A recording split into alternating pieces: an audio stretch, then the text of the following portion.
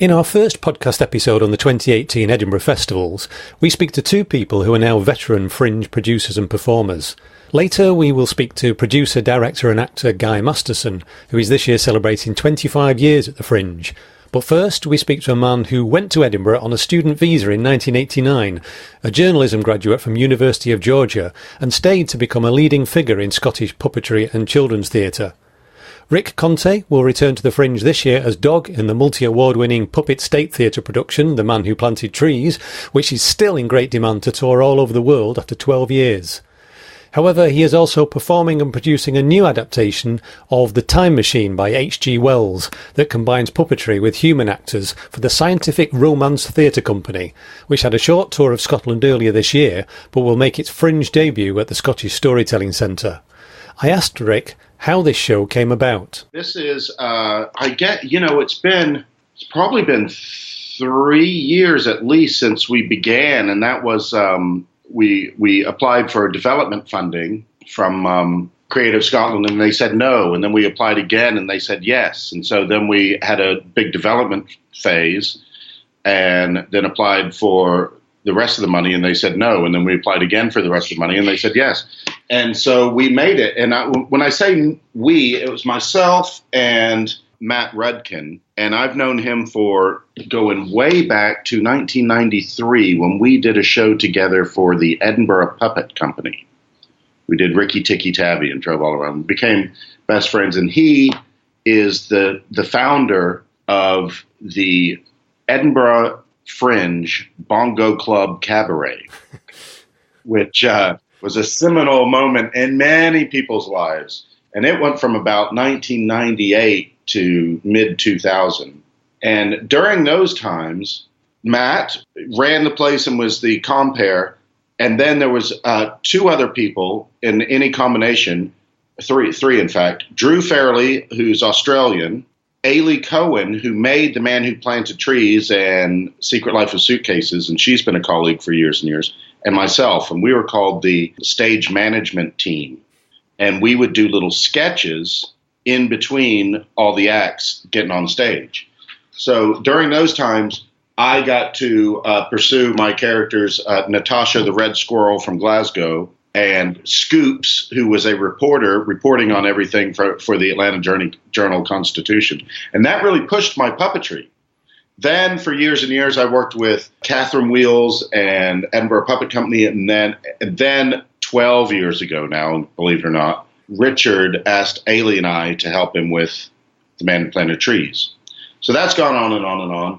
And then Ailey's gone off and done some other projects. Richard's done his own thing. And I did this with Matt. We wrote it and put it together and got this wonderful coup. We got Debs Arnott, who's a proper, really good actress. It's really funny what we do to her. She's really, it's been up for Best Actress at the Fringe and things like that. And we've made a fun show. That the Time Traveler. The funny thing about the Time Traveler is he looks exactly like Matt, which was a masterful piece of puppet making in the first place. And we've put the show together, sticking as close to Wells as possible, because in my eyes, The Time Machine is not just the father of science fiction. It's also a cautionary tale for huge wealth discrepancy. That's what it's about. To me, if you had to boil the whole thing down into 3 words, it's eat the rich. Yes. Because that's what, a million years into the future, the rich do less and less. The workers work more and more underground. The species divides. The workers run out of food. And then the Eloi on the top of the ground are basically feckless cattle. Yeah. Taken when they're needed. So I wanted to stick with that. And we boiled all the characters down into 3, which is the time traveler himself. Did he really go, or is he a con man? There's always that in the book as well. Yeah. The editor, I play all of his friends, because in the book you never see him go anywhere. He takes the model that disappears in front of everyone's face. Then he leaves the room. Then he comes back in and tells everyone that he's just been away for 3 days. So we don't know whether he really went or not. But that model certainly disappeared in front of everyone. You know? Yeah. It's not to say that David Blaine couldn't do that, but you know what I mean? So there's always that question. And so for our purposes of the story, the editor in a million years will be an Eloy because he's upper class. And Mrs. Watchett, the housekeeper, in a million years will be a Morlock. So in the story, I operate Weena, who is the Eloy character. Hi, I'm Weena. You're not from around here, are you? That's Weena.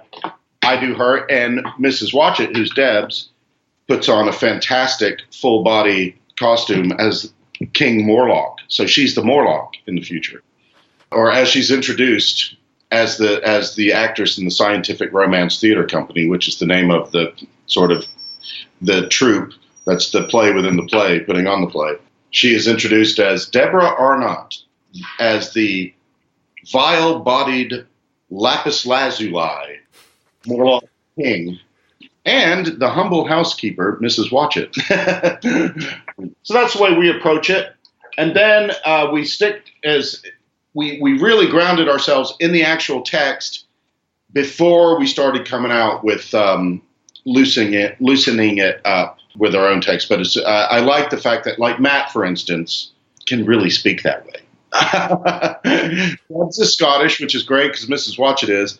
And I'm from the New York Times. I'm his friend. We don't know exactly what, but I'm the cynical one, but the tricked one also, because my character says, because it says in the book, this isn't a trick, is it? Like that ghost you showed me last Christmas. So he's obviously tricked him several times before. But the book doesn't say, like we had, I'd say an aside to Mrs. Watchett, that ghost gave me such a fright. I ruined my trousers that night. So what audience is it aimed at? Because like the Man Who Planted Trees that you mentioned before, that was a fairly broad audience, but it's certainly accessible for fairly young children. But this, you mentioned it's got a political subtext as well. Is this more of an adult piece, or is this a family piece as well? We're saying 8 years old and up. Yeah. That's it's not good for 5-year-olds, but it's funny. There is puppets in it. The book is on the reading list for many, like, sort of summer high school, advanced reading lists. It's at least one of 3 of H.G. Wells' books is on most summer reading lists for grade 10 through, finishing high school. So it is an advanced book, or we all approached it in a similar way that we did with The Man Who Planted Trees, which is, let's just make it for us. Let's make it as good as we can. Here's the book. There's the stage. Let's try and transfer it as well as we can. I don't think there's anything. One of the great praises over the years that's consistently The Man Who Planted Trees has gotten is that people are delighted that you don't talk down to the audience. Yeah.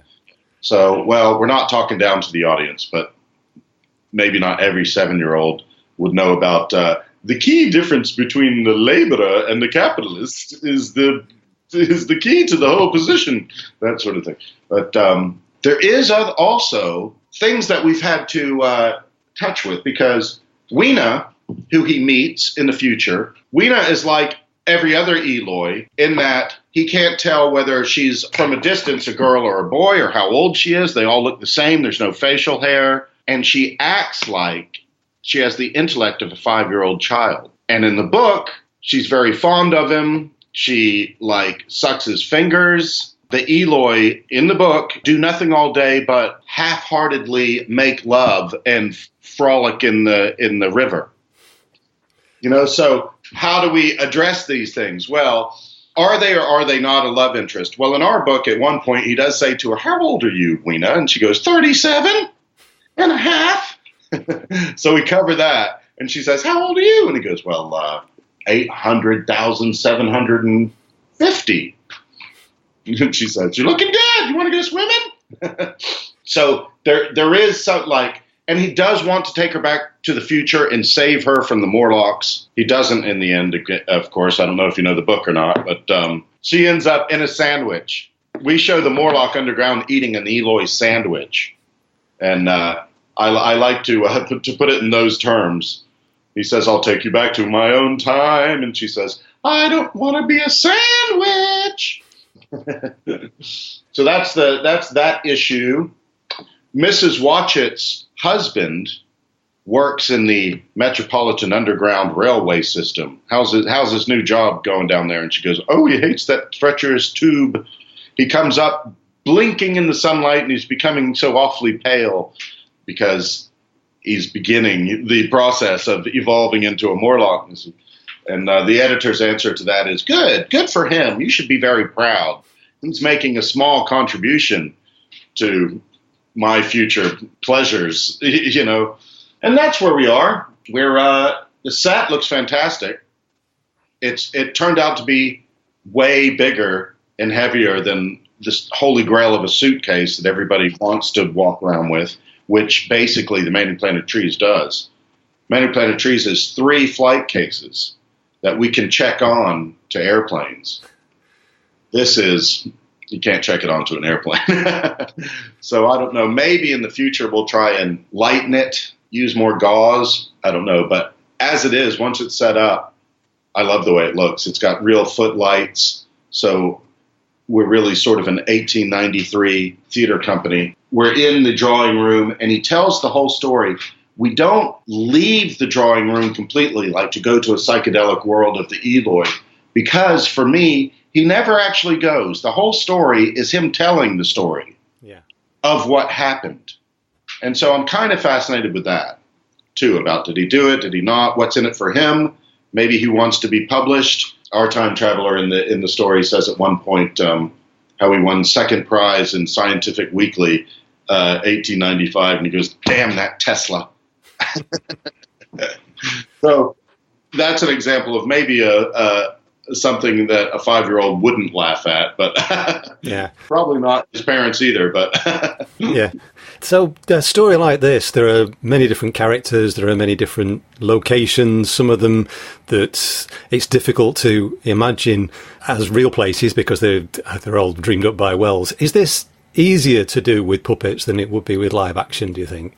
Well, we do both. Matt and that puppet are identical, and there's a couple of points where we have the Matt in front of the puppet, and then he moves, and the puppet is where he was, and that's an enjoyable thing to see. When they're clearly in the land of Eloy, when they're puppets, we also have a big Weena character. So we have Matt as a puppet and Weena as a puppet. Then we have Matt as the real thing, and we have a full-size Weena. We have some shadow puppets in the distance for when they go underground. We have Debs with the full-size Morlock on. We have the real time machine.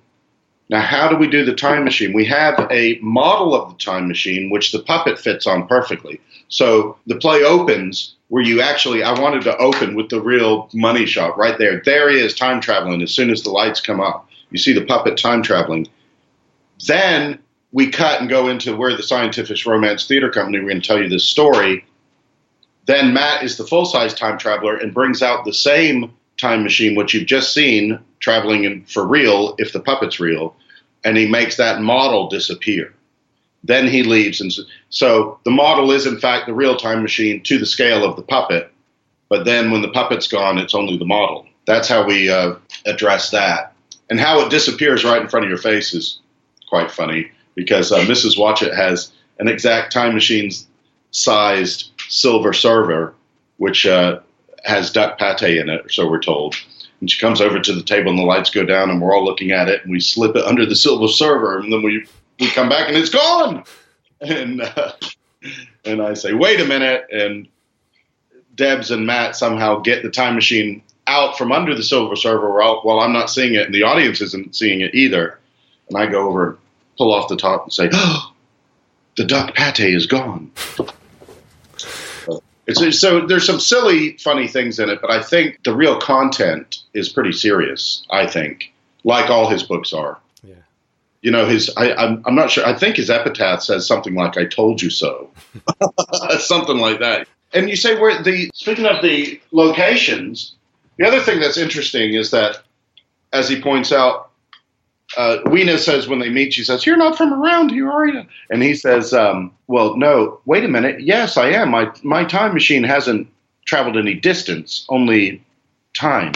So the silver band running through is the Thames. the porcelain museum they go to is the Victoria and Albert Museum. So yeah, it's all London, and you can place it all. I was reading. This is Wells does that a lot. I was reading short stories the other night, and there's one that's about the first man that ever rode a horse, and this was 50,000 years ago, and it's a tribe, and they're sort of Neanderthal. And he places this story on Epsom Downs, which I think is very funny. Do you improvise at all in this? Because that was one of the most charming things about particularly the character you played in The Man Who Planted Trees, Dog. There was a lot of improvisation and banter that changed the show from one year to the next. There will be. I keep warning Matt about that. I think the scenes between the time traveler and Weena clearly is where it would happen. And I think it will, because we've toured the show. We've done the show 10 times now. And yes, I do improvise a little bit, but it won't be as much yet, because very much like in The Man Who Planted Trees, these scenes that they have together, there's information that must be imparted, So as long as we can stick to that information, and it's easy for Matt to get to what he has to say and what I have to say, then we can do it. Yeah. But we do improvise some, just in certain places, much like The Man Who Planted Trees, with the puppet and the main character. Yeah. And you're doing that again for the 12th year at the Fringe, or the 10th time at the Fringe, isn't it? But you've been there for 12 years. A couple of years. Where'd my little flyer go? Our flyers look great. They were right here. I have that poster on the wall of our living room, because, as you know, we've seen it several times. We've got it framed on the wall of the living room. Oh, that's so true. This is this was Ailey Cohen's sister put this together, where she took the image and placed it on top of. I'm pretty sure that's Van Gogh. Behind him. Yeah, I'm looking forward to that. So we've got 3 weeks of this, and then 1 week of The Man Who Planted Trees. And that little fella keeps going. We go to Malaysia in September for the second time. We're going back to Penang and a little place called the Studio Theatre, run by an Englishman and his wife, and it's called the Gardener and Wife Theatre in Kuala Lumpur. And we're going to do 3 weeks there. And we still have 2 more American tours for 2019. In the meantime, I'm trying to set up a time machine tour for the spring of 2019 also, and who knows after that. In fact, I did write to the Royal Exchange, and I was saying, this would be perfect for your studio room. It's Victorian England. It's spooky. It takes place in December, just like Manchester. Yeah. I haven't heard back from them yet. So you've been in Scotland now. You moved there in 1989 as a journalism graduate. And over those years, you've been involved with Puppet State, as you said, several other theatre companies. And now you've acted as a puppet consultant for various groups as well. So how did you get from a journalism graduate from University of Georgia to a sought-after puppet consultant in those years? That is a term I like to use. I'm a puppet consultant. Is that like puppetry consultant or consultancy that a puppet might give you? Anyway, well, as I said, I was a drummer in indie bands when I graduated, and I hung around in Athens and played in a band for a year.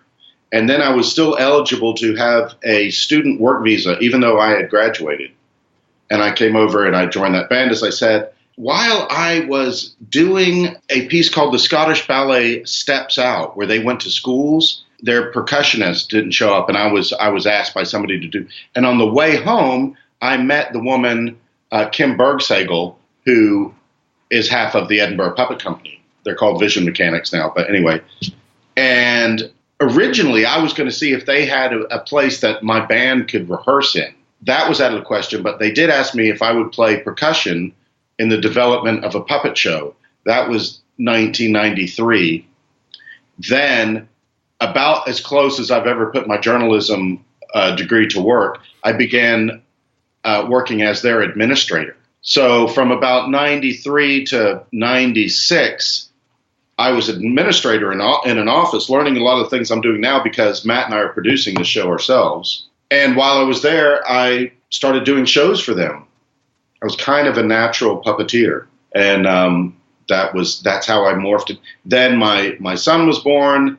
Then I had to fall back out of drumming into something more solid like puppetry. because I was actually doing shows and touring. So that's how it happened. I was asked to be a percussionist, and then I ended up working for the company in their office, and then I ended up doing shows and then other shows, some of which was those early Bongo Club days, because that was like adult stuff. Yeah. And that was a real thrill for me because I was always a class clown. I even won most class clown in the high school newspaper or something like that. But I'd never like actually been in stage in front of real adults late night when people are drinking, and it was fun because we would get a few like whooshes of real hard bring the house down laughing. Yeah. And I was like, I know that from third grade and sixth grade in high school. And we get it in The Man Who Planted Trees sometimes. Yeah. So if I don't get a real wave of the whole audience laughing, I know that's what a real laugh is. Anything less than that, and it's happy, but yeah. So it's intoxicating, that feeling. Yes. Yeah, and keep chasing it. I think it was a critic complaining recently that everything seems to have puppetry in it now. It's suddenly become fashionable. It wasn't always the case. And I can't remember who it was, but they traced it back to Warhorse when that suddenly. Oh, that's puppetry. Funny to only go back that far. Yeah, I mean, that has been try Star Wars. Try it's always right on the periphery, and there's always a lot more puppetry out there than you realize. Yeah, like Jurassic Park and Star Wars and stuff like that, and all the Henson films as well. Right. And I would, for me, Sesame Street and the Muppet Show is when it really became in the public consciousness. But that's only because of my age. I mean, puppets have been around for forever. Yeah. I think it's very interesting that someone had said that, you know how actresses or prostitutes or puppeteers are like, some cultures hold them up and some cultures, dismiss them or whatever. But some cultures really hold up puppeteers because they can take a inanimate piece of wood and make it come alive, Ooh, that is good. Tell me more. And that's like blurring the lines between what's living and dead. Yeah. So I like that there's some cultures that are like, whoa, they're like a priest almost, that other cultures are. Yeah, there seems to be quite a community, or there has been for quite a long time in Edinburgh, though, because like Man Who Planted Trees has been going for 12 years, but I remember seeing Richard before Man Who Planted Trees. I remember seeing Ailey Cohen doing her Jazz Mouse before Man Who Planted Trees days. So is there quite a community of puppetry in Edinburgh? There is, and it's not just puppetry, but it's children's theatre. Scotland has been punching above its weight in children's theatre for a very long time. There's a big showcase in America called IPAY, which is International Performing Arts for Young People. And you go over and you present, and quite often people get producers and tours out of it. At the end of IPAY every year, they give the Victor Award for the best show. And a Scottish company has won that award, 6 out of the last 9 times. Cinderella, Shona Repe, Men Planted Trees, White, Martha, Red Balloon. It's really amazing. Shona Repe, do you know her?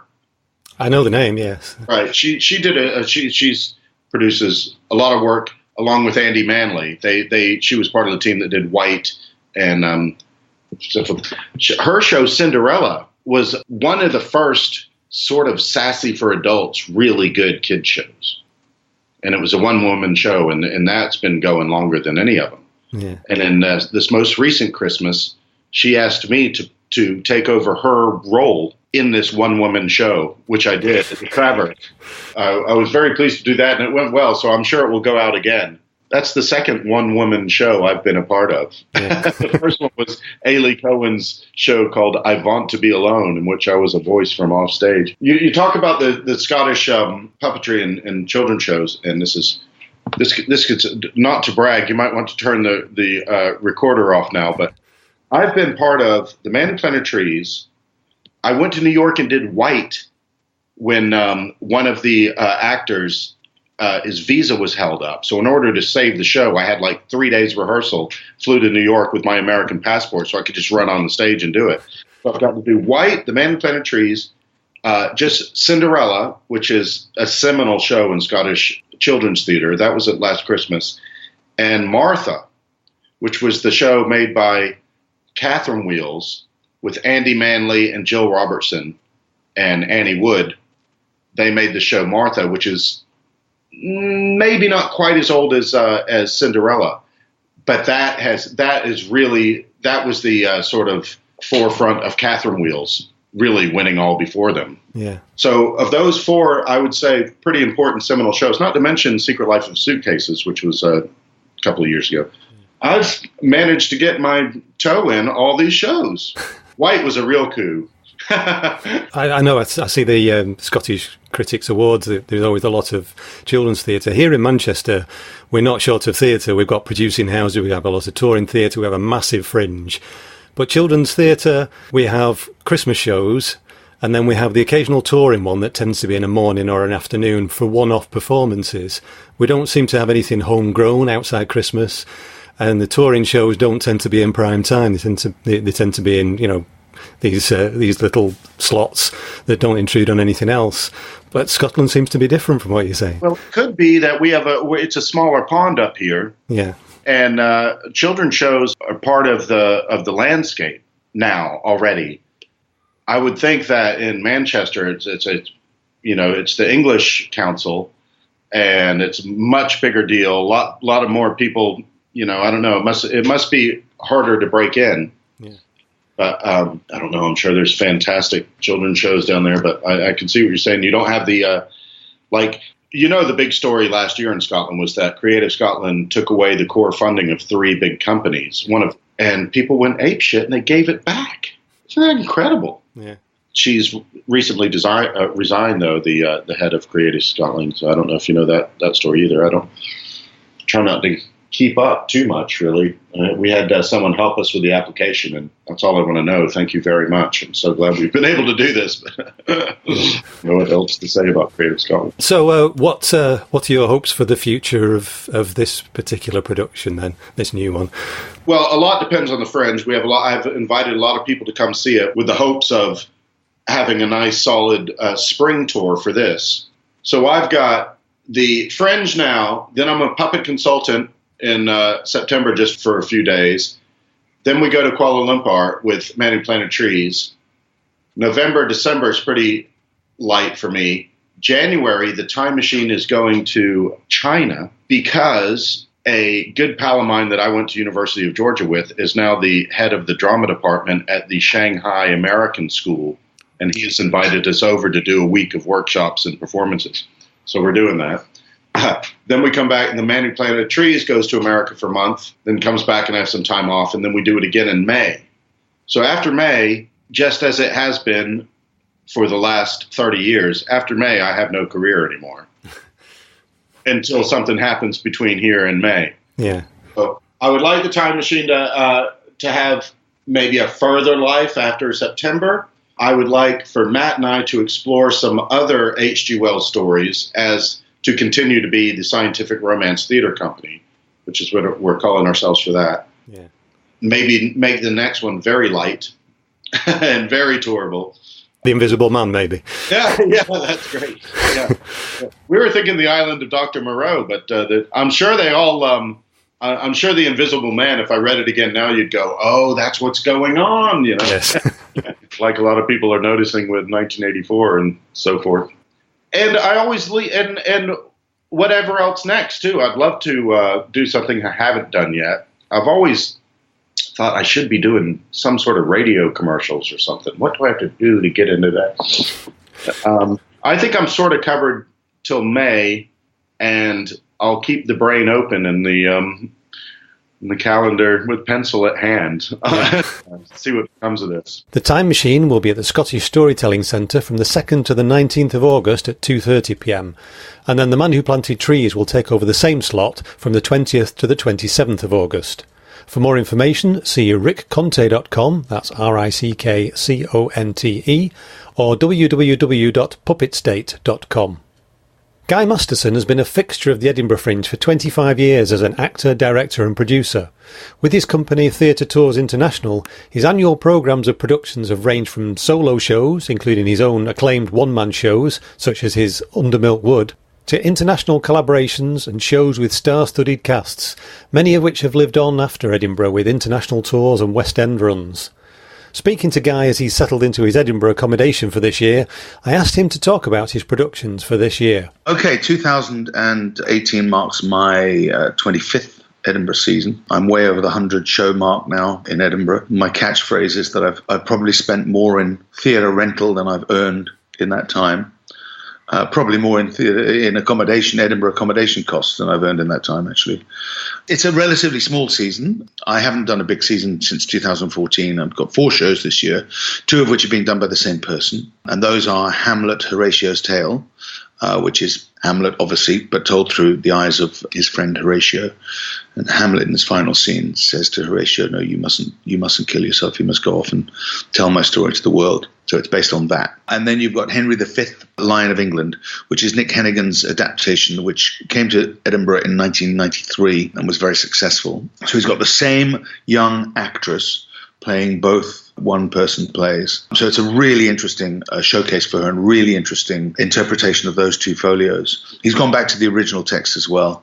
I don't know how he distilled those texts down to 1 hour each, but we'll soon find out. But Kizzy is a remarkable little story, actually. She graduated from Rose Bruford 2 years ago. She came up with me as an assistant, as a work experience assistant 2 years ago in Edinburgh, just to see what it was like. She was fabulous as an assistant and really got into it. And last year she came up as an assistant with me and helped me with Michael Brandon's show, Off Ramps. And Nick asked me if I knew any young actresses. And I said, well, I do happen to know this young lass. I've seen her in performance at the Park Theatre in London. She was phenomenal. Why don't you see her? See what happens. He saw her and cast her. So she's very young. She's doing 2 mammoth solo plays, which is phenomenal. So I'm very proud of her. I'm very excited to see those shows. My piece, the one I'm performing in, because God, I've got to perform, haven't I? I'm doing my adaptation. Well, it's not my adaptation. It's Nick Hennigan and my adaptation of A Christmas Carol. And it's done in my sort of physical performance storytelling style where I inhabit the characters and flip from one to the other and find all the voices, that kind of thing. I did it last Christmas and it was very successful. And I literally sold this Christmas out last Christmas.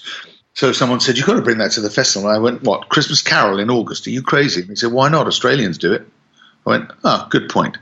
So I've got this banner across, the perfect Christmas treat with a big chalk mark through it. This is a perfect summer treat. And underneath, why not? Australians do it.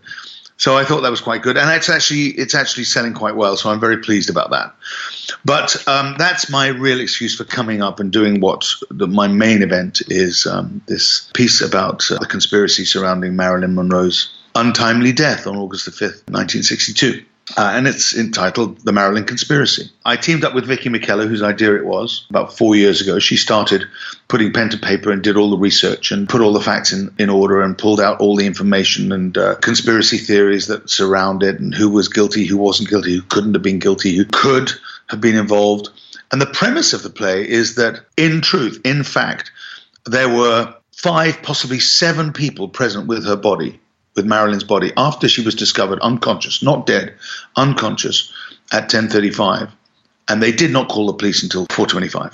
So the premise of the play is, what the hell did they talk about? And then as you learn more about what actually happened that night, you realize that it couldn't possibly have been suicide. But it's how could it not have been suicide? That's what has to come out of the play. So what I have done really with the material that Vicky found was put it all in the form of dialogue, asking the questions, kind of reverse whodunit, if you like, asking the questions and negating the answers and trying to piece our way through this conspiracy in a dramatic way. And I found that the way to do it was very much like 12 Angry Men, which is very similar. You're faced with a fait accompli, the boy is guilty, and then one person says, wait a second, we should at least talk about this. And by talking about it, they unravel the mystery of what actually happened that night. And at the end of the day, 12 people unanimously say that he's not guilty. So in that same vein, what I have done is said it looks like suicide. And by the end of it, you think it's not suicide, but what is it then? And even though we don't necessarily say who is guilty, because there is no definitive answer as who killed her, you have a very strong picture of why she lost her life that night and all the things that were swirling around her at the time. But it's a fascinating experience. It's like taking 1,000 or 5,000 piece puzzle, throwing it out onto the floor and trying to put it together upside down. And it's been really interesting. It's gone through 5 readings with full cast. It's 7 people in the cast. And in Edinburgh, we're actually only doing Act 2. And Act 2 is the conspiracy itself, what happened after Marilyn died. Act 1 is the 4 days prior to her death, where you actually meet Marilyn and you see from the first day in her party where she's celebrating re-signing with Fox after, only a month after they vowed never to work with her again, re-signing with Fox to finish the picture she was working on and another 2-picture deal. She was happier than anybody had seen her for years. She was weaning herself off the sleeping drugs. She was vibrant. She had lost a lot of weight. She had it all to live for. And yet 4 days later, she was dead. So you see those last 4 days and you see the events that are swirling around her life. And then, of course, Act 2 is how the conspiracy came together, or, the dramatization of how I think the conspiracy came together. Yeah. With something like that, though, with some real-life stories, the problem is finding the information. I would imagine with something like this, the problem is there's so much contradictory information. There's masses of theories and books and articles and all sorts of things. And how do you filter through all that? Well, a lot of them say the same thing. And I've got to commend Vicky because her research was assiduous. She really pieced it all together, spreadsheets, all this kind of stuff. And then when you realize the crossover, there are facts which are glaring you in the face. And there are things which cannot be denied. And there are things which are hearsay. There are things which are circumstantial. There are things where the neighbor said one thing one time and another. And her housekeeper, Mrs. Murray, changed her story numerous times. But it was all very suspicious. So there are things which we can't talk about because the people in that room wouldn't know those things. So that's first thing. We've got to get out of it everything that the people, the protagonists, couldn't know about, and only discuss the things that they could know about. So there will be people out there, but this happened. Yeah, the people in the room didn't see that. So they can only discuss what they know. So that cuts it down quite a bit. But even then, there is enough medical information and enough inside knowledge about what could have happened that you can create an argument whereby the audience takes the logical conclusion of each argument and then runs with that. And if that was the case, then surely this is the case. And that leads down another alley and another argument. And then that means he's implicated and that means she's implicated. And it's like a whodunit. It's fantastic. It's very exciting. It's like an Agatha Christie mixed with what's it called, of the prosecution. So it really is an interesting piece. And if anything else, if it attracts Marilyn fans, fantastic, because I didn't know much about Marilyn Monroe. I loved her movies, obviously, but for obvious reasons, I was an Elizabeth Taylor fan, and they were rivals. So Marilyn wasn't. I loved Marilyn. I think she was cookie and I also think she's a super intelligent woman and feminist and wonderful. And she was caught up in this 50s blonde bombshell, early 60s stuff, where, if you were blonde, you were thought of as stupid, which I find incredible. The kind of things that they said to her in interviews, you would cringe at. You can't believe they're saying those things. They certainly wouldn't get away with it today.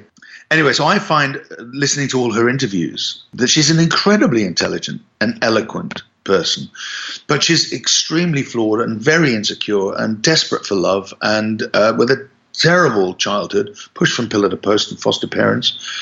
And, of course, she's a sex symbol, and men want to take advantage of that. And that the time which she was living in. So the Me Too idea comes into force. If Marilyn could have been a force for good at the time if she was able to speak up about what was happening to her. Well, she actually created the blonde bombshell image for herself, didn't she, to stand out, because that wasn't a thing at the time. That was a conscious decision to make herself look different, wasn't it? Well, it was, but there were other stars that also peroxided their hair. And, there were plenty of stars. So it wasn't a new thing to do it. But Marilyn had whatever le je ne sais quoi that put that package together. And also Marilyn's character, her public persona, was very different to her private persona, which was very basic and home-loving. And all she craved was a home-cooked meal and friends that she could trust. But she also craved the love of a man So her story is very tragic, and I felt with the way that the play pans out and the nail-biting ending, as you realize what's happening, it actually turns into this tear-jerking tragedy, because you realize that Marilyn's life is going to go down as suicide, probable suicide, and you think that is just not fair. I found myself crying in rehearsals, as all the I'm almost crying now, as all the actors are playing this tragedy out. It's like watching Hamlet happen. You know it's going to happen. You can't help it. You still feel, oh my God. It's fantastic. That's what good theatre should do. Yeah. Spoilers shouldn't make any difference. You know what's going to happen in the end, like you do in Titanic. You know it's going to go down. Her death, they're all going to go down at the bottom. Very cold. Marilyn died, went down in history as a probable suicide. And in my view, it was absolutely far from that. This particular production, you've been pushing it in very different ways. You've been trying to fund it in different ways, haven't you? I noticed you were calling for small investors in this. So how did that go? Well, I wanted to, since Morecambe, I was part of the team that put together One Flew Over the Cuckoo's Nest, as you know. And I learned about theatre investment at that point. And, all the investment for One Flew Over the Cuckoo's Nest went out to 5 very rich people, all who put in a very large chunk of money. And then when I did Morecambe, we put that out to a bunch of friends who had a bit of spare cash. And then lots of my friends said to me, I'd like to put a little bit into that. And I thought about that. And instead of having sort of Little Angel Group, I formed a fund of £5,000 with several friends. And, of course, it went to the West End, made its money back. Everyone made a little money. And I thought when I was putting this together, firstly, I believe it's a very commercial. It has the potential of being a very commercial piece. And being a very commercial piece, you can attract people who otherwise wouldn't be interested in investing in theatre because there's a possibility of a return. And if you can ask them, what's your money doing in savings? Nothing. Well, we know that 0.05% isn't going to make more than 23p after tax a year. So I said, even though it's a big risk, and theatre is always a risk, no matter how good the project may sound, if it hits, even modestly, you can double, triple, quadruple that in a very short space of time. So it's their way of supporting me and a piece of theatre which I believe in. A lot of my friends who've invested have said, we're investing because we trust you, which is a lovely thing to say. But mainly, it's about the project, the idea, the premise. Those 7 people in a room for 4 hours, what the hell did they talk about? And then when you put that premise to them, you go, oh, that's interesting. I want to know about that. So, yes, I created this Little Angel Fund. I've got this Bright Angel Fund, which are my big investors, anything from £1,000 upwards, and my Little Angel Fund, which are for small investments, anything from 100. And the whole thing's been capitalized through that. So, yes, it's been a lot of administration, a lot of fun, and people who have barely got any money scraped £100.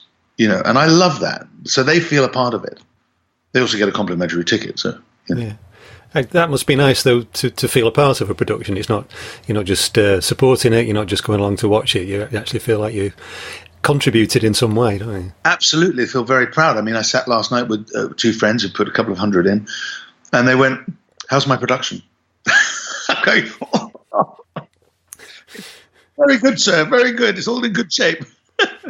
And of course, I have to answer it. And today, someone sent me £1,000 saying, "Well, you better do a good job." So it's that's the bottom line. I've got to do my job and do what I believe is going to work, and I believe it will. It's a world premiere, so it's going to take 10 performances to bed in to really get it seen. And I do hope and pray that people will be aware that it's a world premiere. And this is where we're at a disadvantage, being from Britain, is that we want to present a world premiere at the Edinburgh Festival, and we're not allowed to do more than 6 performances prior to coming out to Edinburgh. Otherwise, it's not considered a world premiere. This one hasn't had any performances, so it's literally doing its first performance in front of an audience in Edinburgh, and that is terrifying. So I'm hoping that there is an understanding that it's a world premiere. International companies, they could be playing the show for 4 or 5 years, get it right in the groove. My John Clancy productions that I used to produce and bring over, they used to win all the awards because these productions have been around for years, and ironed out all the difficulties, which is great. But that's part and parcel of coming to Edinburgh. And I wouldn't want it any other way. Some people say, why don't you just go straight into the West End? You've raised all that money. Why don't you do it in the West End? Well, I'd have to raise 2 or 3 times as much money to do it in the West End. But because this is my market, this is where people know my work, this is where the critics support me, this is where my audience find my work. So I get more bang for my buck bringing it to Edinburgh than I do opening in London, for example. I also understand Edinburgh, and after 25 years, you'd hope I bloody would. I've made every mistake you could possibly make, and I've had my fair share of success. So, I can put that all into that melting pot and sort of find my way around it. There are still new things like this apartment, which I wouldn't wish on anybody. You walk in and you go, I've paid £1,000 a room for this. Yeah, well, that's Edinburgh. Yeah, it is. At the other end of the scale, though, is your new one-man show. You've done plenty of one-man versions of stories and plays before, and the new one, it's you're not the first one to do a one-man version of Christmas Carol, because Dickens himself did it quite regularly. But yeah. And Pip Upton's got his version. Yes. Shortened version. Or I think he reads it. Pip reads it. So how have you approached this? Are you being Dickens? Are you doing the same that he would be doing? Or I assume you'll be doing this in your own unique way. No, far be it from me to emulate Mr. Pip Upton. We have to keep our individual styles. No, Pip is the one that puts the wigs on and the moustaches and the beards, and that's good for him, and he does a wonderful job. I'm the guy that prances around the stage, acting out all the characters in a physical manner with all the voices and embodying, if you like, all the characters. That's my style. I've been doing it since Under Milk Wood, and it seems to work very well, and I enjoy doing it. I'm like a little kid out there playing all the parts, and as long as I can physically do it, I'm all right. There's a whole question of Christmas Carol happening in summer. The moment some people get into their heads, yes, you can have Christmas in summer. It's got to happen around half the world at least. It's okay. It's a great story, though, isn't it? I mean, there are so many things going for it. For one thing, it's nice and short, so you don't have to cut much out to do the whole thing. But no. Although we come round to Christmas and everybody says, oh, not another Christmas Carol, there is hardly any better Christmas stories, really. Not really about Christmas. No. I mean, in fairness, it's a moral tale about opening your eyes to the world and being generous with your spirit. And Dickens set it around Christmas time because that's the time, and to quote, above all others, when want is keenly felt and abundance rejoices. So it's a really nice time to set the juxtaposition of the two. You've got the miserly, self-preserving person who doesn't open his eyes to the world. In the words of Dickens, they never leave the narrow confines of their money-changing hole. And what's that wonderful line that he says, woe is me, he says, not to know that no space of regret can make amends for one life's opportunities misused. That itself is the essence of the play. Take advantage of life whilst it's happening. Be aware of it. Open your eyes to it. So it's a wonderful fable in that respect. It's simple, very simple, but it's beautiful and very, and I love it, its simplicity. And, just inhabiting all those characters is great fun. The Fezziwigs, the Cratchits, and all of that. And Scrooge, of course, is a dream to play. Yeah, as an actor, it's bound to appeal to you because of the Dickensian characters are just perfect, aren't they? Well, I didn't think of it as an actor. I just thought of it as this is a really... I was asked to read it, you see, by Nick Hennigan asked me to read it at Fitzrovia Chapel with a packed house and a beautiful soundscape. And I read it through. I read it out loud, and the effect it had on the audience was wonderful. I said to Nick after, I've got to do this next year as a fully fledged physical performance. Would you direct me? And he did. And it's just been a joy. The thing about this production is, and as with Under Milk Wood and Animal Farm, it has that rich soundscape behind it, which supports the physicality and creates the entire environment. So even though there's only me on stage and a chair, and good lighting, of course, there are no sort of bells or whistles. It's just down-to-earth, good, simple storytelling. So a simple get in and get out for this one. Thank God, because Marilyn's following me. Yes, it's just a chair and a hook. It's more than I usually have. You said at the start you've got just a programme of 4, which is quite a lot to some people, 4 productions to all be running simultaneously, but that's not uncommon in Edinburgh. But you said at the start about how much money you've spent on venues and accommodation over the 25 years. That's obviously a downside because Edinburgh is very expensive to do, or even just to visit in August. So what is it that's been bringing you back every single year for 25 years? Well, the Arts Festival is the most important arts festival in the world. And I have, by hook or by crook, by luck or whatever, found myself in a very fortunate position to have an audience that follows my work and a super venue that gives me pretty much whatever I ask for. So I'm incredibly fortunate. I have a very good relationship with that. And the critics, they all know me, and I would be a fool to go elsewhere. Edinburgh itself, the festival, is, for all its downsides, which you're going to always have with something so big and so successful, it is still the place in the world, the one place in the world where you can come and take a real risk on whatever you think will work artistically. More to the point for us is that you're mingling with like-minded people. You're going to see their work. You're being inspired by new ideas, innovations.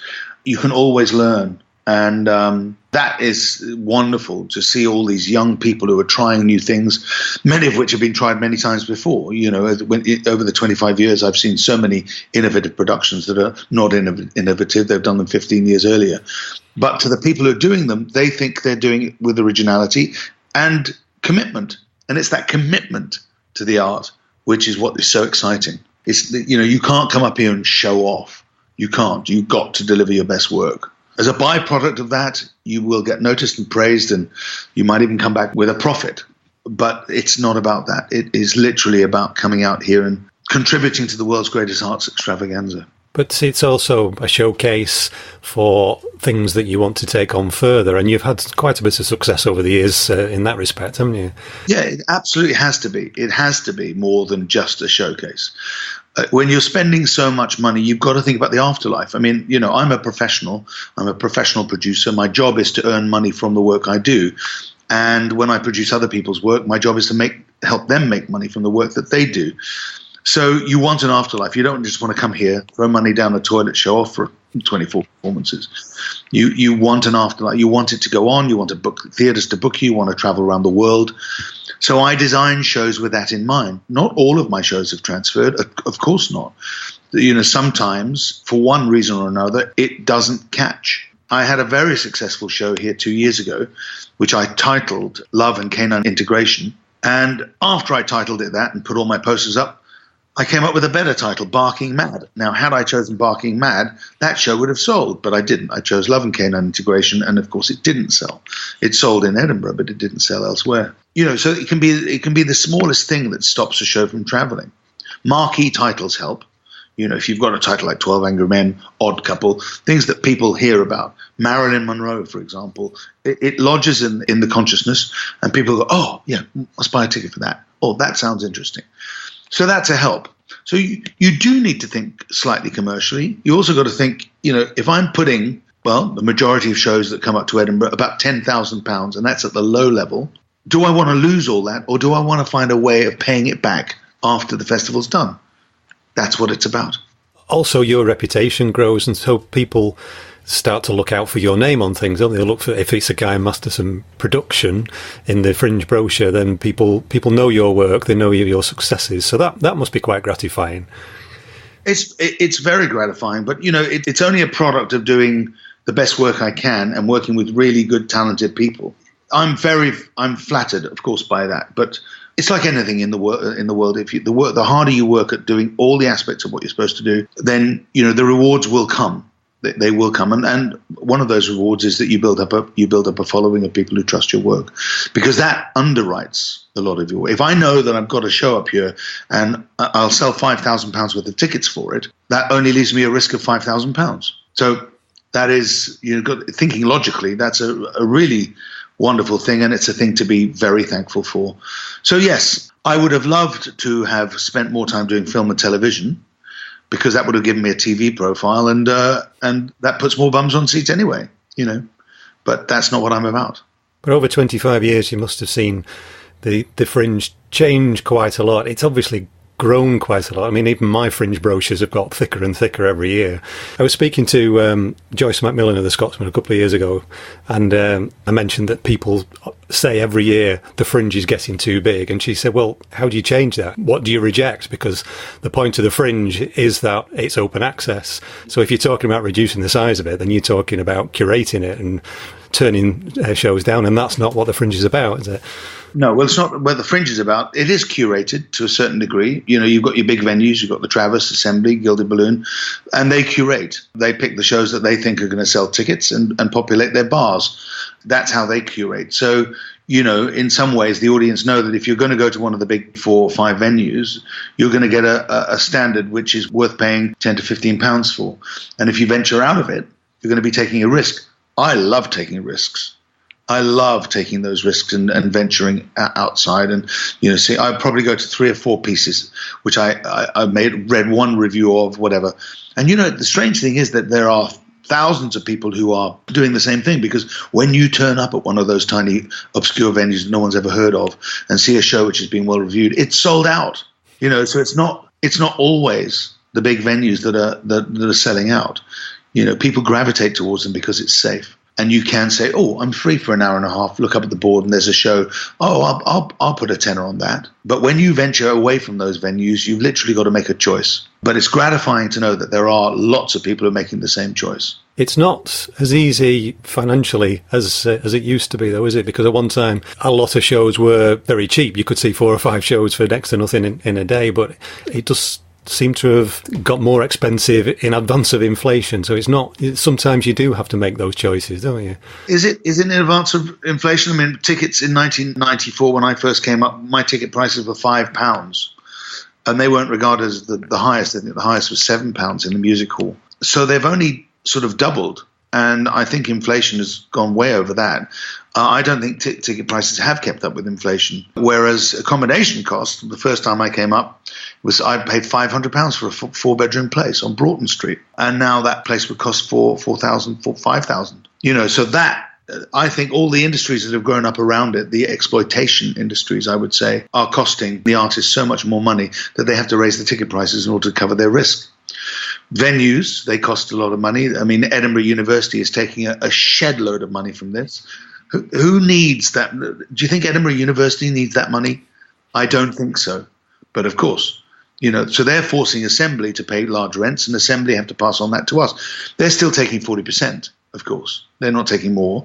That's the standard. But Assembly have found other ways of charging. They'll charge us for the extra technical, the lights and that stuff. But Assembly provide the best venues in Edinburgh. So, it's a trade-off. Where I find the exploitation happens is in the publicists, the poster distribution, the advertising that's offered.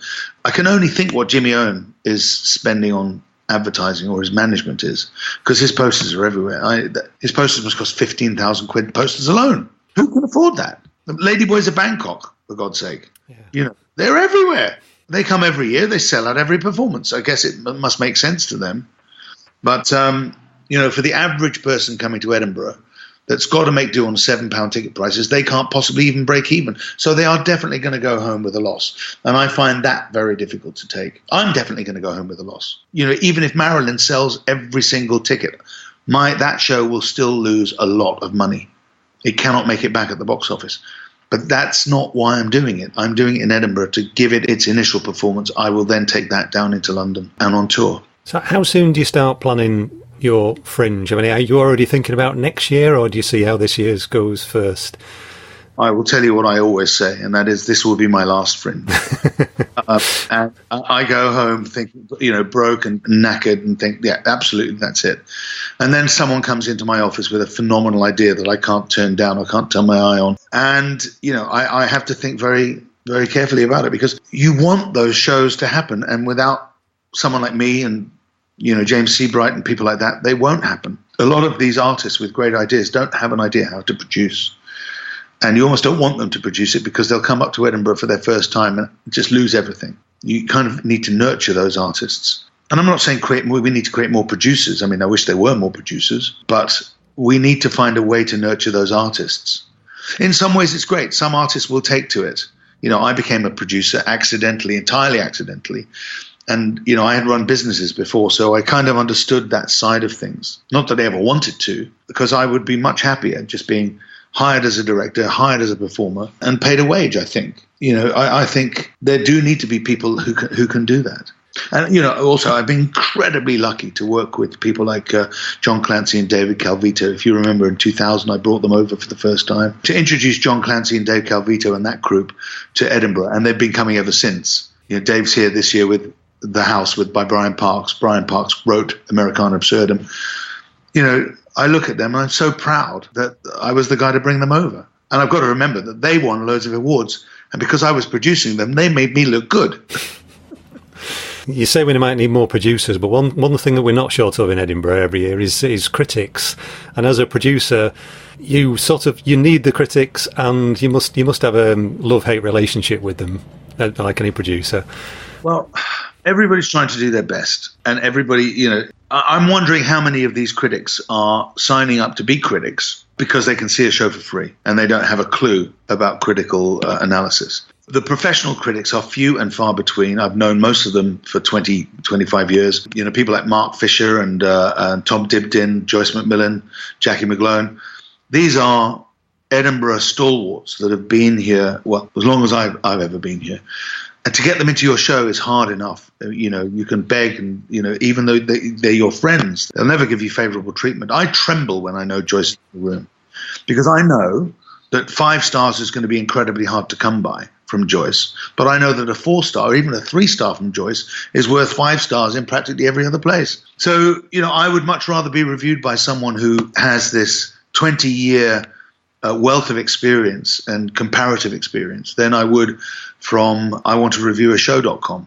That said, I understand it. To me, it's one of those, exploitative industries. There are a few institutions that have survived, like yours. I mean, you've been coming up for 22 years, is it? Yeah, something like that, yeah. 22 years. And, you've got people on your books who've reviewed thousands of shows. And I know that when you guys come to my show, I'm going to get a fair and even-handed review. I never ask for favors. My God, I would, in fact, probably it goes the other way with me. I'm going to get someone like Mark or Tom in, and they're going to go, right, come on, rub their hands together, Mr. Masterson. So you got to take what you get, really. I do have a problem with the star system. I hate the star system. I think it's lost all meaning. I remember when it first came in, and it did have sort of meaning. But now, no one even prints the reviews or even the comments from the star. It's just stars plastered everywhere. And you get a 5-star in The Scotsman is worth about 50 in I'mADreadfulReviewer.com.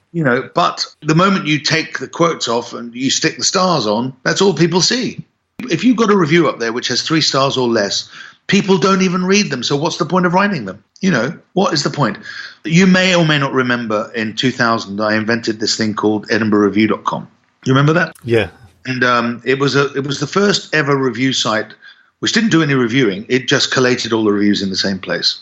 So we bought all the papers, and a team of people would see the reviews, and they would put them on, and you could deduce from the website that the shows which were mostly reviewed were the better shows, or if there was no review, it was maybe not a good show or it hadn't been reviewed.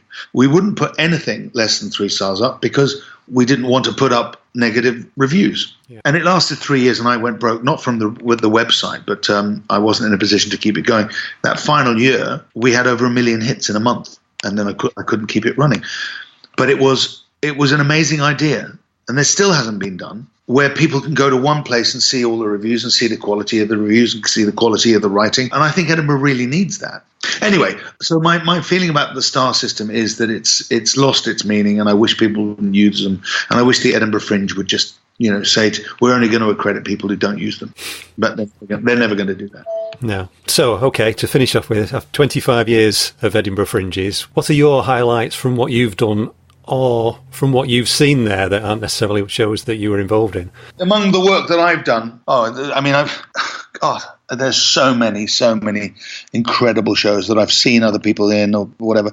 But the work that I've done, obviously, my highlights are Undermilk Wood, my first Undermilk Wood, Animal Farm, when I brought that for the first time, Beth Fitzgerald in Bye Bye Blackbird, Follow Me, John Clancy, David Calvito, Horse Country, Americana Absurdum, Goner.